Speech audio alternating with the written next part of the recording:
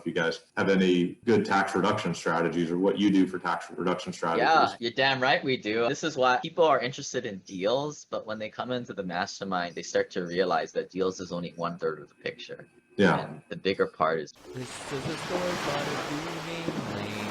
And one day he went to try to rent them out, and then he became one. That's the man.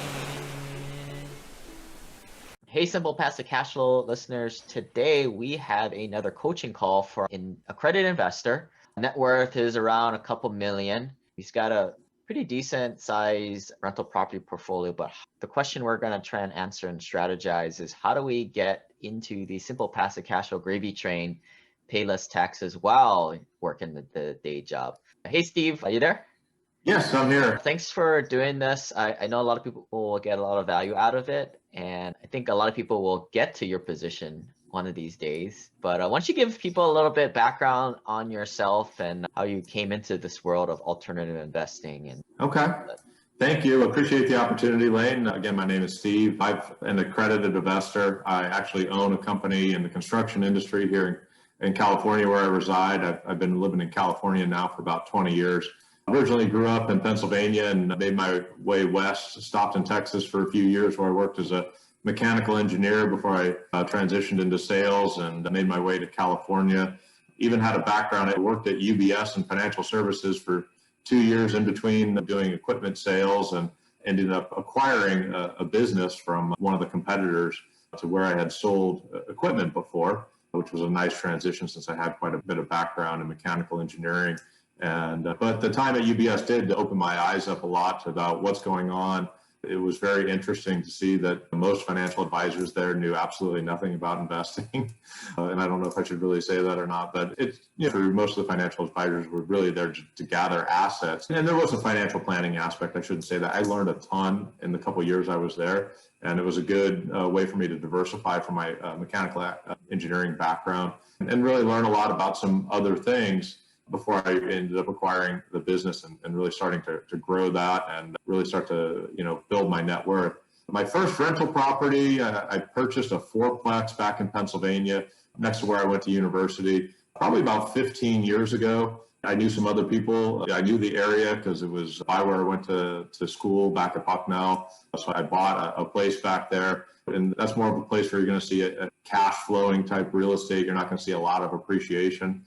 I don't know that it was the best investment when I made it. It was a fairly old building, and definitely over the years, I put some money into that because it was probably a 100-year-old building when I bought it. For the most part, I do get, at this point, 15 years later, I get quite a bit of cash flow off of it. For the most part, that one's almost paid off. But then I hooked up with another property manager there, and they started bringing me deals back there. And then I bought another unit that actually bought the unit next door to the one that I had, which was a vacant building at the time. The owner really just didn't keep up with it, and it lost its occupancy permit at some point. I had the opportunity a few years ago to kind of go and add to my portfolio there. And so I went and bought that building and fixed that up. And that was a 7-unit apartment building next to the fourplex I bought. And that 7-plex I found actually, after it took a while and a significant amount of money, and probably more money than I'd originally budgeted, which is especially, that's again, another probably 100-year-old building that wasn't occupied at the time.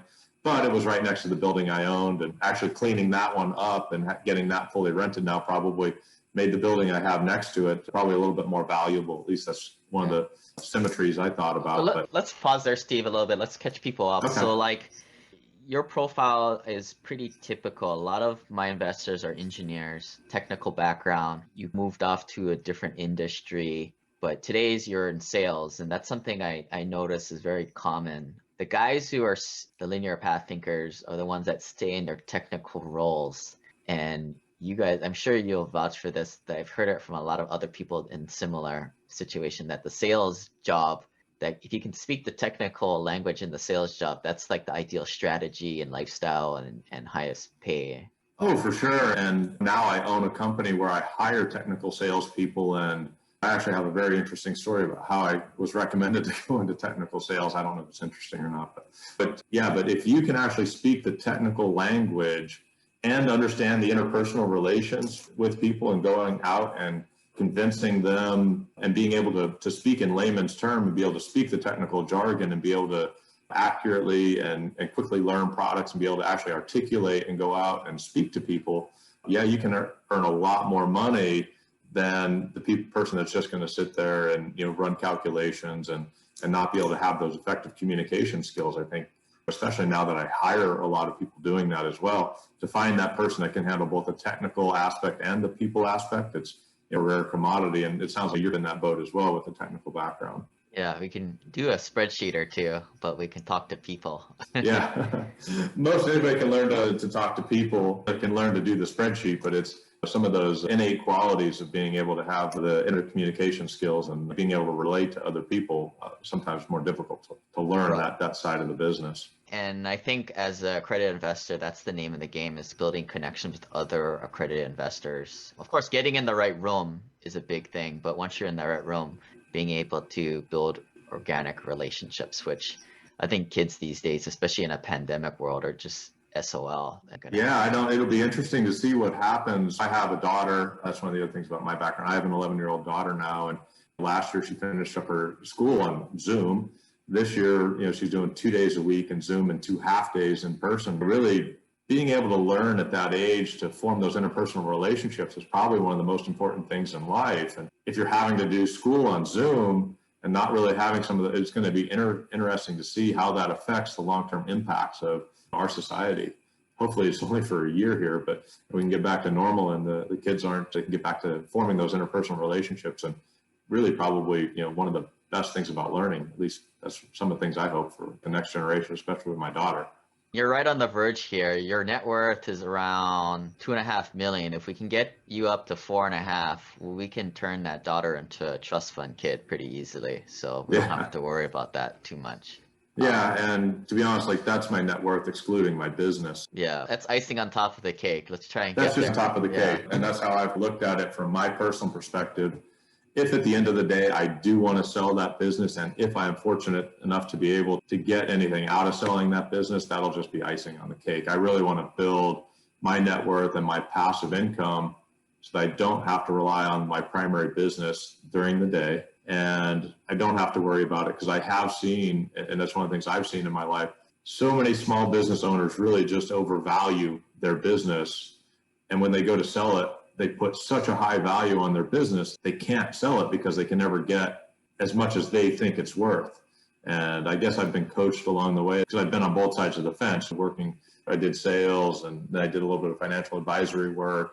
And now I'm a business owner, so I try to see it from all sides of the perspective here. I don't want to have to rely on being able to sell my business for an astronomical amount that I might not be able to get someday to be able to retire. I really want to build my assets and my passive income to really be able to take care of my lifestyle outside of my business. And then if I am fortunate enough to be able to sell my business for a good amount at some point, that'll be, like you said, icing on top of the cake. Yeah, I think what I would like for you is get proof of concept with this $2 million before, see if this is all a sham or not. Yeah, for sure. So that when you can sell the business, you definitely just turbocharge yourself and go into light speed with this stuff.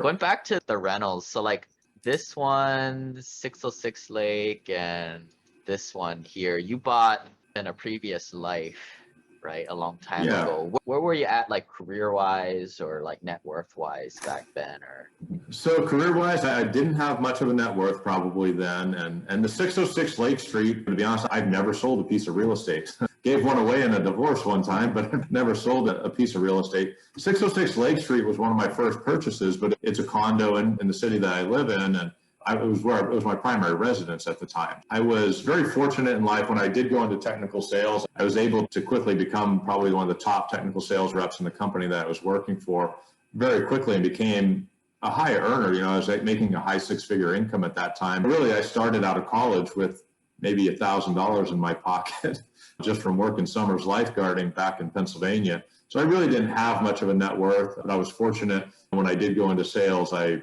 lived off of my base salary, and every one of my bonuses that I got from doing sales, I started putting away. Started maxing out my 401k every year as soon as I moved to California 20 years ago. So that's really helped as well. But like I said, that 606, I really didn't have much of a net worth then. I was fortunate enough to have a 10% deposit which surprisingly in 2005, when I went to the bank and told them I had enough for a 10% deposit, they're like, wow, most people hardly have anything. Because that was the time when everybody was doing neg-am loans and all kind of crazy things that ended up causing that Great Recession in 2007. But so I'd say I really didn't have a lot of a net worth at that point. I was really just starting to build from scratch, if you will. I was fortunate enough to be successful at work. I was working as a sales engineer during the day, had a pretty good high six-figure income at the time for being fairly young at the time in my 20s. But I went and bought the 606 Lake Street. Again, that was my primary residence at the time. After I moved out, I really just turned it into a rental. The 119 place in Pennsylvania, I went and acquired that as sort of somewhat trying to start building my passive income and as an investment strategy as well. But So if you guys have been, also check this out on the YouTube channel. We have the personal financial sheet up and the property cash flow worksheet up. Steve was talking, I was playing around with some numbers here. I got the amount of equity you have in each of these properties, and I did some quick calculations on the percentage of equity you have. So the game plan here is to go after, you kind of know this, you know how this, we got to go shoot the, I don't know, whatever animal you like to eat, buffalo, the fattest buffalo here. So that's probably looking at like this 301 North property that you acquired in 2016. You have no mortgage on it. Is that right? no, I bought that one for cash, and being that one's in the South, that I was fortunate enough to, I think, catch a good rise. And versus the properties I bought in the Northeast, I would say never really appreciated that much. That one, which was in the South, you seem to get good appreciation down there because so many of the folks are moving from the Northeast and going south, it seems. Exactly. Yeah, it's Great Shifts is the book about that. What did you buy that one for? I bought that for $65,000 cash. I just paid cash for it at the time, but it was located in a redeveloping area outside of a city down in Florida. It was a redeveloping area at the time, and it's funny, on that property, I probably get 2-3 calls a week from people trying to buy that property from me now. But I bought it for about $65,000. I did have to go in and I needed a new air conditioner, some new plumbing, some new electrical, but it's a nice 3-bedroom property down there in Florida. Okay. Okay. And you didn't put any other like improvements in it? The $225,000 capital gain, is that right? I don't know. I guess that's an estimate. It could be a high estimate too. I mean, people always say, oh, I got to check with my CPA. It's like, your CPA, it's going to take them 2 hours to figure this out. And they're going to ask you the same questions I'm asking you now. That could be a little bit of a high estimate. Yeah, that could be a little bit of a high estimate on that property. But that's what I do get quite a bit of calls. Nobody's probably quite offered me that for it. But like I said, I did make some improvements on it. Like I did new plumbing, new electrical, new air conditioning. There were a couple, maybe new windows and things like that. And it was about 5 years ago. But that part of Florida really seems to have been a redeveloping area. And I think I got that one for a pretty good deal. I bought it from somebody who was looking to sell it.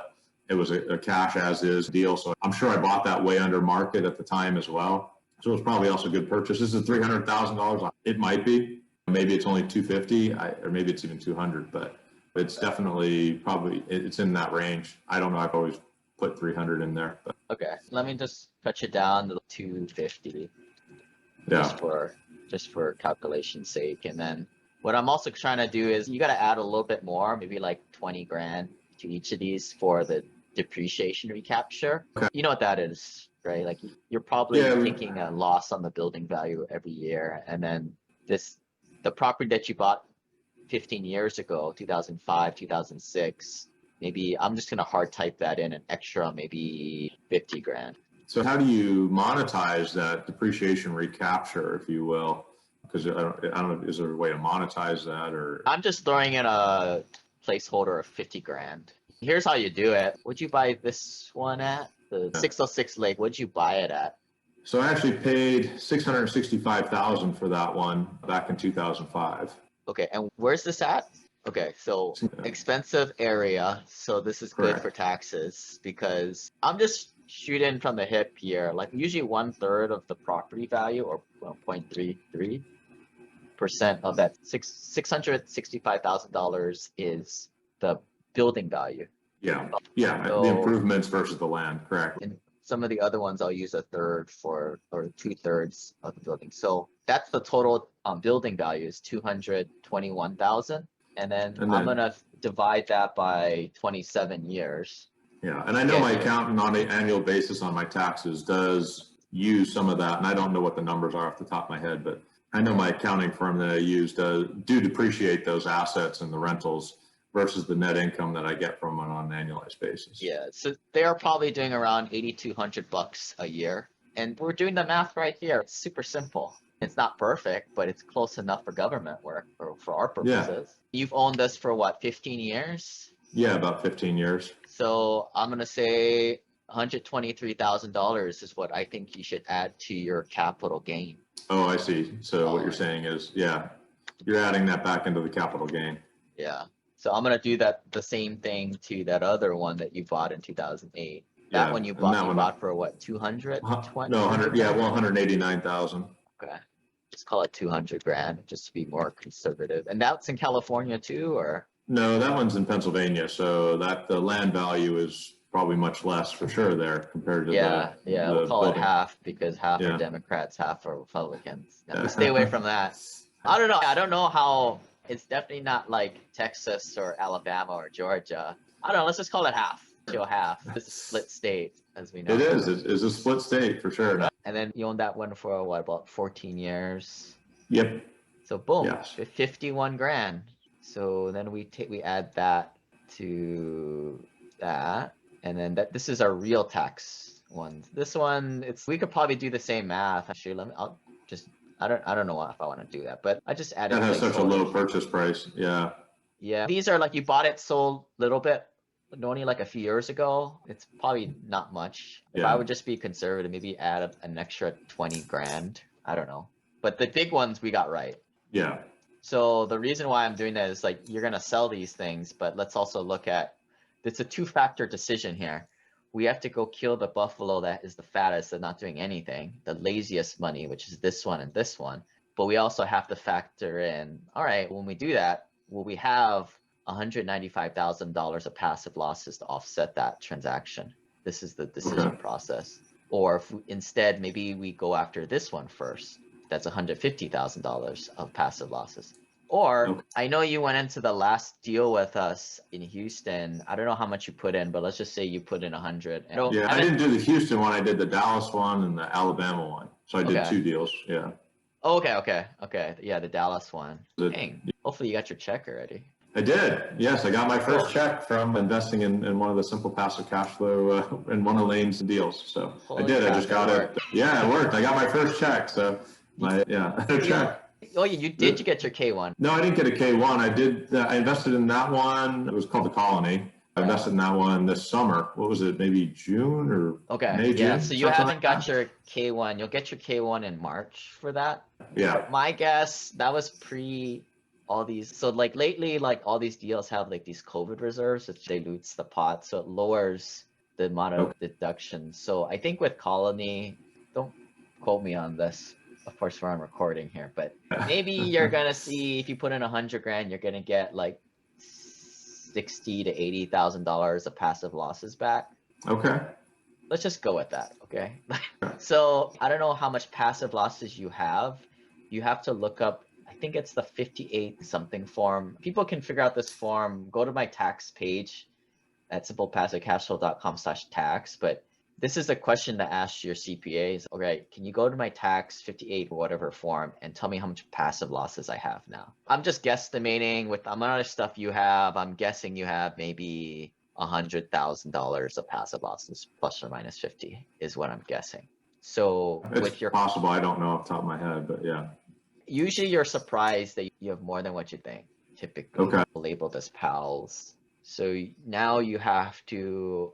You went into the Colony for 100 grand. Let's just say you get, I don't know, to be conservative, $60,000 of passive losses. So now you're Okay. walking around with $160,000 of passive losses.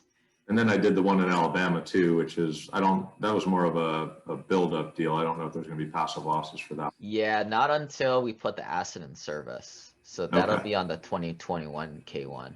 Just to show this scenario, let's say that was a regular deal, right? Where it wasn't the development deal where you got the losses this year, or it was already making money. As long as we're making $1, we can give you the losses that exceed the income. So let's just say that one, maybe you got $70,000 of passive losses. I'm just saying. So you add this up. Let's just say you're walking around with $230,000 of passive losses. So that would allow you to sell this asset, take your $195,000 depreciation recapture and tax hit, but then you have 230,000 to offset it. So you Okay. deduct this from your 230 and you should still have some leftover. But Yeah. you take this deal and there's what, $250,000 of equity, and that's the game plan. You get the deployment tab. Maybe we'll get to the deployment tab on this personal financial sheet, but that might be, I don't know what your goals are for 2021, but maybe that's your goal is to invest all $250,000 into 2 or 3 deals, whatever. Okay. And then let's just say you invest that money and at a 50% ratio, maybe you get $125,000 of more passive losses to replenish that. That kind of makes sense. Yeah. So if I invested that 250, I might get another 125,000 passive losses for the following year. Yeah, and this is what I call the simple passive cash flow gravy train. You don't seem like a drug user, but if you were a drug user in the rock and roll days, this is going from one high to the next. Any questions on that? No, I kind of get the concept where you're redeploying, you're selling those assets that are appreciated and going back in and redeploying those assets in something that's flowing more cash. Or a higher rate of return. Really, that's what you're talking about doing. You got a lot of things going on. You got which buffalo you're going to go and hunt down first. This isn't going to happen overnight. This will probably take you 2 or 3 years to sell all these. Yeah. And then I've been redeploying quite a bit of cash. I made probably $400,000 or $500,000 in investments this year alone, just based off of last year was a good year. My income as a business owner now is completely variable, but in a good year, I can go and invest significant sums as well. And I think that's good. Like you segregate, that's what I do with my business, my education side. Like I segregate my investing and sometimes I'll have, even my wife will have her investment stuff that I segregate even more, just so I can see how I'm doing. But we'll look at this personal financial sheet, and what I look here is like, all right, what velocity are you moving at just at a cash flow standpoint? So you make about 37,000 of income, your expenses going out is actually pretty good.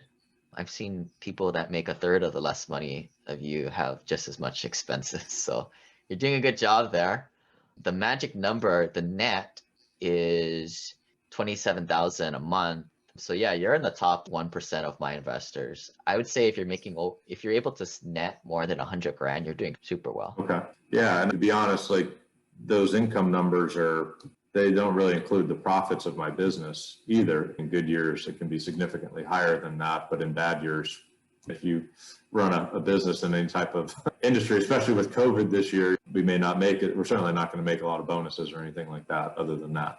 But. Yeah. And a lot of my clients are just working stiffs, the W-2 guys. But there are some business owners, definitely a minority of my clients are business owners, so they can relate. But yeah, I would say whether you're a business owner or you're a W-2 guy, if you're netting more than 100 grand a year and your net worth is $1 million at least, you're going to be in 5 or 10 years, you're going to hit financial freedom unless you spend a lot of money. Yeah. But that is the trick, because if it's sitting there, people tend to spend it. Yeah.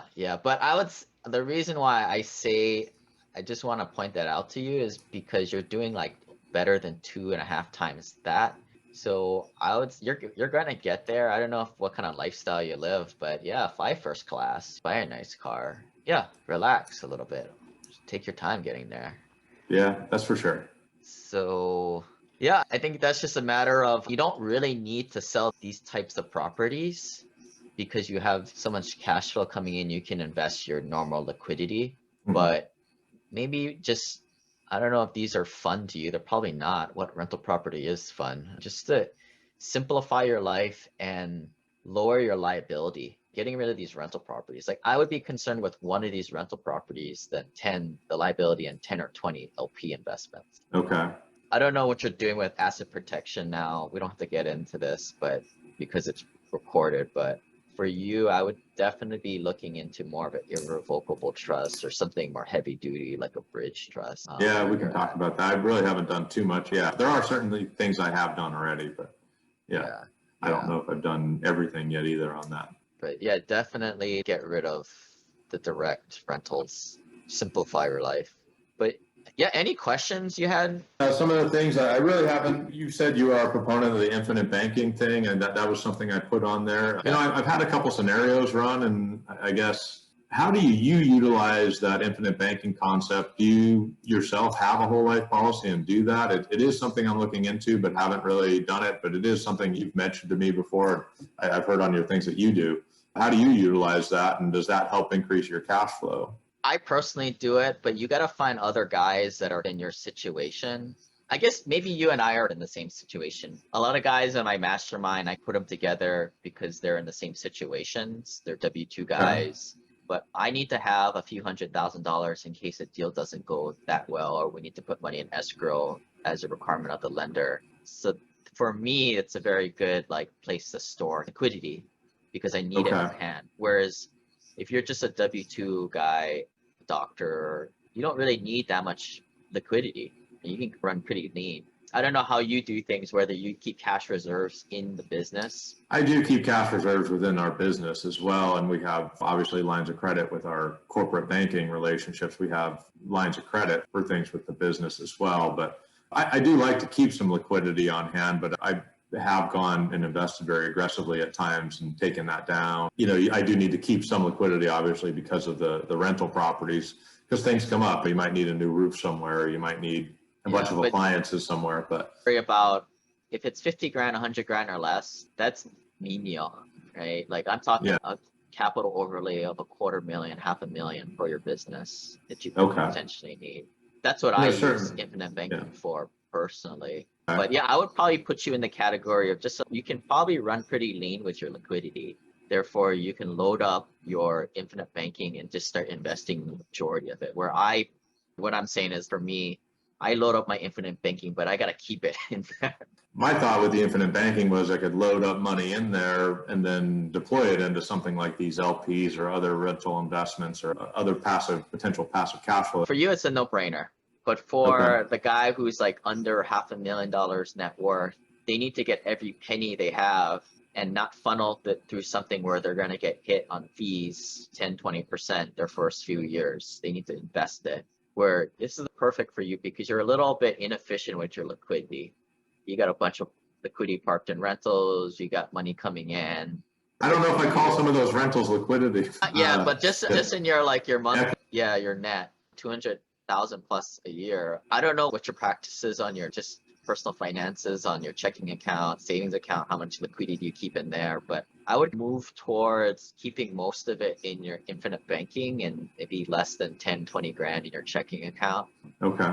But so that's what you do. Some of your cash on hand, you move into the infinite banking, because even if you're getting that 3-4%, at least that's what I've seen from some of the illustrations, that, you know, and it also takes that, 4 to 5 years now, maybe 6 years to where what you're putting in kind of hurdles over to you're actually getting money. You need to be setting it up where that whole life policy needs to run for a significant amount of time before you start seeing higher cash values than what you're putting into it. Yeah, but if you would have taken all those like fancy things they show you, it's not entirely true. They don't compare it if you would have taken that money and put it into a rental or syndication. If you do that, that's going to skyrocket way more. So there's an opportunity loss costs that's not taking into effect. But you don't need to be super efficient, right? Like you're paying costs to silo to put this money that's tax-free, and it is off the table of litigators for the most part. There's a benefit you're getting and there's a cost you're paying for it. And for you, it's a no-brainer. But so it's just to what extent? Let me just throw something out. Let me know what your thoughts are. If you're able to save 200 grand a year and you're making a commitment to at least going into a couple deals every year, so maybe $150,000 you're deploying every year religiously, and that leaves you 50 grand of play money. Maybe I would throw in at least 30 grand a year. I would feed into a policy. Okay. I had been looking at 25, but that's kind of in the range I always say, I tell people start off with a lot less than they think they need, because when I did it, I did 50 grand a year. I got a few years in, I was like, oh shoot, this is a lot of money, because then I started to go into all these deals and my money disappeared. Yeah, your liquidity dries up outside of your cash flow bank, at least it would disappear, But now my deals are starting to go full cycle and cash out, so I have big liquidity events. So now I'm going to make a much bigger policy for myself to right size. And that's the idea. Like once you make a policy, like my strategy is making a policy. They're usually like 5 to 7 years. Get as the shortest period as you can, and then go in knowing that maybe in the next 2 or 3 years, as you start to see this strategy play out, you layer another one on top of it. You layer another one on top. Like layering whole life policies or infinite banking concept type policies, if you will. You don't necessarily need to do it all at once. You can go in and do one and just get the shortest time frame to where it's actually cash flowing. It's flexible. I don't think it's too much of a pain to do the physical thing and do the application. No, it's not that. Yeah. I say that because the life insurance guy is always going to be like trying to sign you up for the longest one. Like it's just human nature. You know, you're the salesman. Yeah, you want the one with the shortest duration. So that makes sense. Yeah. And then for me, especially as a business owner, tax reduction strategies really have to be top of mind. And especially living in California, the California government seems to be going crazy on us with what they want to do for taxes. Not to mention, we're going to be coming under a new administration who's already talking about maybe increasing taxes as well. Tax reduction strategies obviously are something that are very key to me as well. And I don't know if you guys have any good tax reduction strategies or what you do for tax reduction strategies. Yeah, you're damn right we do. This is why people are interested in deals, but when they come into the mastermind, they start to realize that deals is only 1/3 of the picture. Yeah. And the bigger part is keeping most of your money by paying very little taxes. Yeah, I feel like I was fairly tax efficient, but my tax bills are enormous, and not even just to the federal government, also to the state of California, where there's significant sums on an annualized basis. There's ways to better recapture some of that. I'm definitely open to listening to that. Where is your current AGI at now, approximately, adjusted gross income? Last year, it was probably, after certain adjustments, like you said, it is variable. I don't know, it was probably in the $600,000-$700,000 range last year. Yeah. So you're probably in the category of most doctors. So the general idea is we're trying to get you out of the red zone, which is under 330,000 or so married, filed jointly. Yeah. Are you married? No, filing single now, divorced. Oh no. We got to find you somebody who's willing to just play. Never mind. No, there's plenty that would probably do that. But. I got a lot of single pilot investors for some reason, like 4 or 5 of these guys, and I keep telling them the same thing. So this whole real estate professional status, 750 hours, you can't do it, my friend. I'm sorry. This is another idea. Maybe for the next 5 to 10 years is you sell your business and you become more of a passive entity, right? Okay. This is another hierarchy thing you need to be thinking about, is changing your income from ordinary to passive. And most people think of it as terms of changing their W-2 job to more rental property syndications, but it can also mean changing your business, whether it's a chiropractic business or your business where you're not an operation, you don't do work, you just have other people work for you, and the business category to the I category. But maybe you can munch on that in your head over the holidays or something like that. But for now, I always try to adjust, and my income, it is not all of it comes out as W-2 income. Certainly a large portion comes from distributions from profitability on the company versus W-2 income. But in a perfect world, if you could maybe sell the business to some other poor soul who wants to do all the work, create a royalty stream for yourself in a way. But I know the guy that we rent a corporate office building, and I know the guy comes around on the 1st of the month, or he did before he passed away, that he owned like 10 of those buildings. Kind of an interesting guy, and just, you work way too hard for all your money. Because on the 1st of the month, I just drive around and pick up checks. So exactly. That's where you get to. Yes. Like for me, I don't make that much active income. It all comes as passive income. Yeah. But and that's what I'm trying to get to the point where I am generating more passive income. And I've taken some steps to it. I still think your highest and best use is just keep doing your business, because you do well there. Yeah, so you're for sure. I'm not looking to give that up anytime soon. But I also want to have that safety net of substantial passive income that I can switch back into a lower gear if I need to at some point, or if something happens, or if I can't sell the business. Like, I want you to keep working your day job because that's your highest and best use. That's like Tom Brady when, I don't know how old he is, but he just keep throwing the football. Tom's almost my age. I don't know how he's still throwing. He's younger than me by I think a year or two. But I don't know how he can still throw a football like that. I went out on the beach and was throwing a football the other day in a flag football game, and this is actually like even a year or two ago, and I was like, I don't know. My arm was about to fall off after. Yeah, and the same analogy. He's in better shape for me, but I bet he's super sore still too. I think his arm is falling off. But and same thing for you. I know the business gives you headaches, but I think just do it a few more years, maybe 5 or 10. I don't know. Get it to a level where it's manageable. But like now you're trying to create legacy wealth from your family. You're gonna blow past 4.5 million. I'm looking we want to get you to 8 figures. Yeah, I think it's definitely within the realm of possibility with my trajectory. And obviously, you got to get a few lucky bounces along the way, and you got to hope nothing catastrophic happens. And you got to plan for the worst. You got to plan for the best. Also, make contingencies in case something bad happens. But yeah, if everything keeps going the way it is, and I keep being fortunate, like I have been in my life, and keep working hard, I think I should be able to blow past that.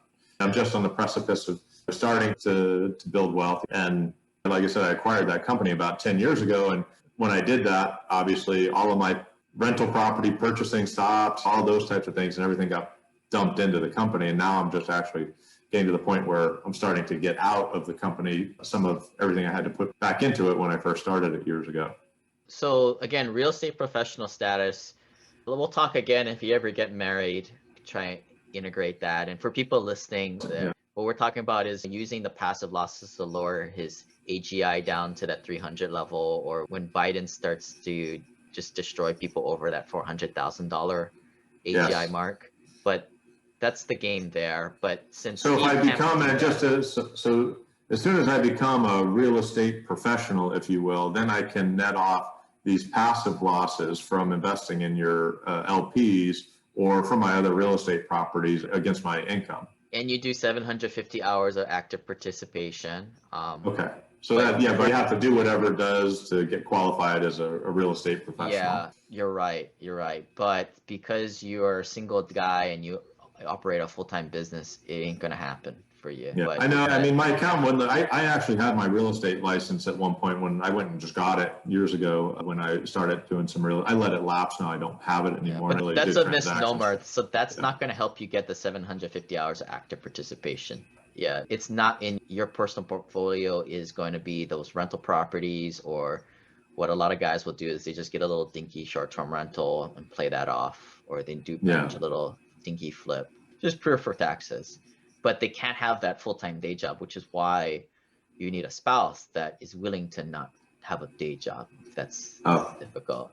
Yeah. There's plenty of those out there looking for that position. Oh, we should have a dating thing. That's why in the mastermind thing, I put it okay. We're not going to matchmake people. We're just going to get together and talk about dating tips and stuff like that. Okay. So for you, like the only thing that you have is, and I don't do these myself personally, but I know a lot of guys in my group does them, is like the land conservation easements, donating money at a 5-to-1 multiplier at most, staying out of like the prohibited transaction or the greedy land where you're abusing the system to bring down your taxable AGI, or different other strategies like oil and gas investments, which isn't the best thing these days. And it's really hard to find an operator in that.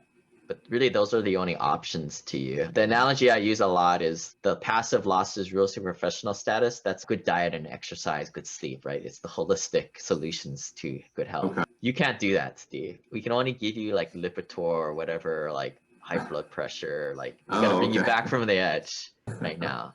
That's all you got. And ideally, you don't want to be doing that stuff forever. We got to get you to a point.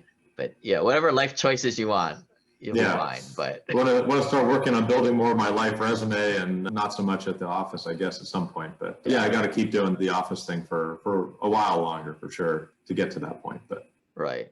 But those are your options. And if you're at $600,000 AGI and the goal is to get you around 300 or less, maybe throw in 50 grand into a land conservation easement to get $250,000 of lower your AGI. But there's a max you can do that, I think. And this is where all the things always change. And this is why we mastermind about this stuff. And we have that group. We're just going over this on a high level, folks. I'm not giving you advice. Yeah, I've not heard of that land conservation easement. I'll have to do a little bit of research into that. Or Yeah, there's a page on my website that kind of has an overview. I think it's Okay. at simplepassivecashflow.com/land. I think currently you can only do 50% of your income now. So I don't know if it's AGI or MAGI or what, but you can't drive your entire AGI down to zero. I won't be able to qualify for a loan again either. Yeah, Yeah. nor would you want to. But there's been a lot of scrutiny over these things, which I think is a little overblown. But people are doing these fee simple arrangements where I don't entirely know what the heck it is, but I know for fee simple you can only drive it down 30%.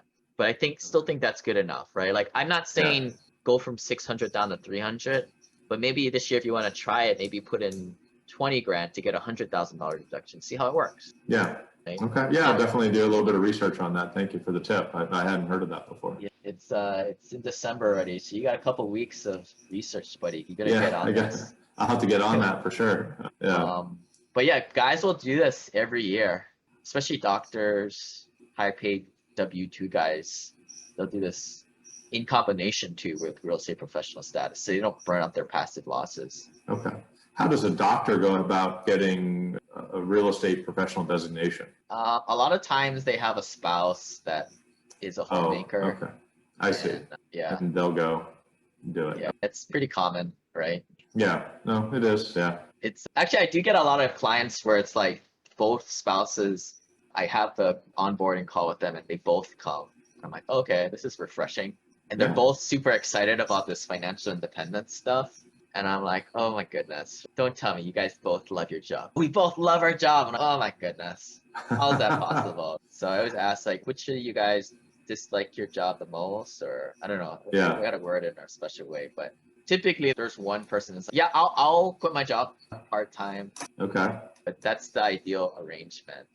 That's what I do. I just use what I strategize with my accountant is that we just burn up our passive losses to drive it down to nothing, drive the taxes down to nothing, because their logic is a tax savings.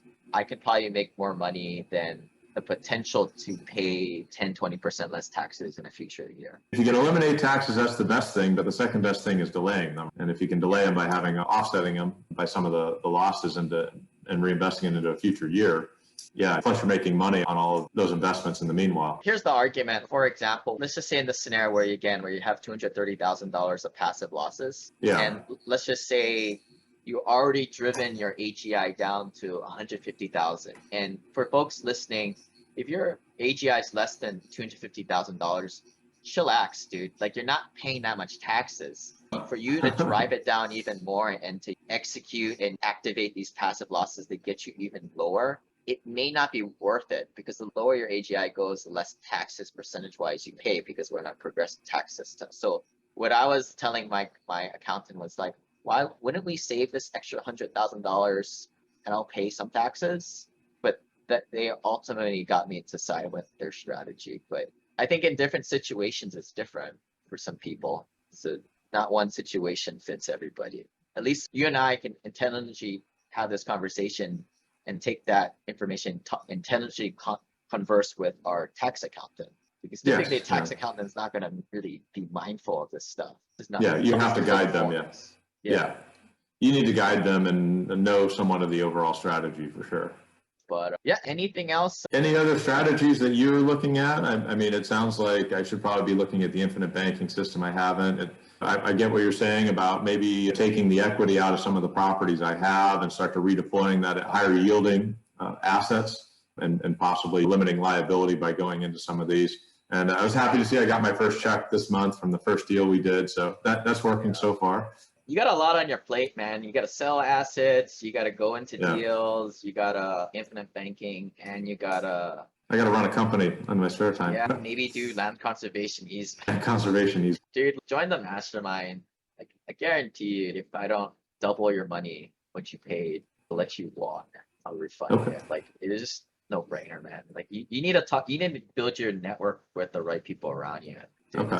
Yeah, I definitely have some high net worth friends as well, but some of them are much higher net worth than me, then they aren't necessarily doing some of these strategies because they're already over that. So That's the problem. it's- They're second generational wealth people. Yeah, I have friends, that are like second generational wealth, and they didn't start with zero in their bank account when they got out of college and started, So I mean, I can't say I had zero. I was fortunate. At least I didn't have huge loans that were overbearing, but I didn't have, obviously, that thing. I didn't have anybody to lend me a ton of money or to give me a ton of money to start with. I started by saving and just driving the first car I had till 200,000 miles. This is your tribe, man. This is all Yeah. first generation guys in their like 35 to 55 range. They got kids your age.